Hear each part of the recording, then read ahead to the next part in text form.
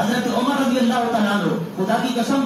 جیسے بے نظیر و بے مثال عاشق تھے نا کہ آپ کے عشق کی مثال نہیں ملتی، ویسے بے نظیر و بے مثال حکمران تھے۔ حضرت عمر فاروق اعظم رضی اللہ تعالیٰ عنہ کے دور جب شروع ہوا، آغاز ہوا، آپ نے پہلا خطبہ ارشاد فرماتے ہوئے آپ نے پتہ کیا فرمایا؟ آپ نے فرمایا لوگوں اگر میں سیدھا چلتا رہوں تو میری اطاعت اور تابعداری کرتے رہنا، اگر میں ٹیڑھا ہو جاؤں معاذ اللہ راہ شریعت سے، صراط مستقیم سے، قرآن و سنت کے راستے سے اگر میرا قدم پھسلتا نظر آئے، میرا قدم ہٹتا نظر آئے تو پھر میرے ساتھ کیا سلوک کرو گے؟ میں حکمران ہوں، میں بادشاہ ہوں، میں سلطان ہوں، میرے ساتھ کیا سلوک کرو گے؟ ایک عربی ہے، ایک دیہاتی ہے،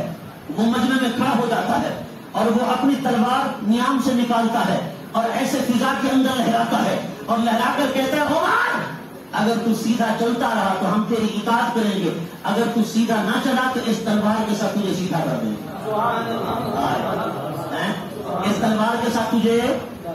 سیدھا کر دیں گے۔ میں نے کہا یار اندازہ فرمائیں، حضرت عمر بادشاہ وقتاً ایک عربی کی حق بات کو بھی دبایا نہیں ہے،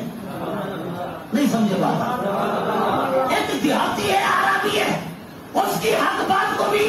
حضرت عمر نے دبایا نہیں، آپ نے اس کو کوئی سزا کا یہ جیل میں بند کرنے کا آرڈر جاری نہیں کیا۔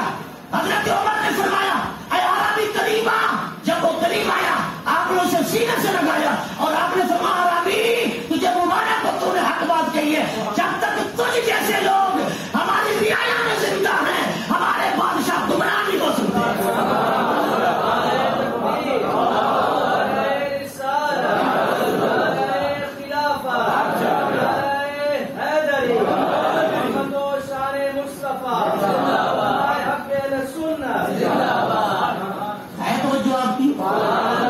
کتنی پتے والی بات فرمائی حضرت عمر فاروق اعظم نے،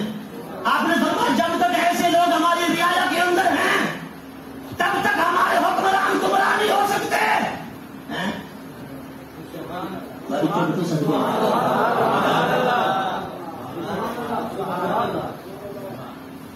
حضرت عمر فاروق اعظم رضی اللہ تعالیٰ نے کورٹ مارشل لا لگانے کا حکم جاری نہیں کیا، آپ نے یہی فرمایا اسے جیل میں بند کر دو، آپ نے یہی فرمایا کہ اسے ملک بدر کر دو، آپ نے یہی فرمایا کہ اسے فلاں سزا دے دو۔ میں نے کہا حکمران ہو تو ایسے حق بات کو تسلیم کریں، حق بات کو مانیں، بلکہ آقا علیہ الصلوۃ والسلام نے خود یہ رستہ صحابہ کو دکھایا۔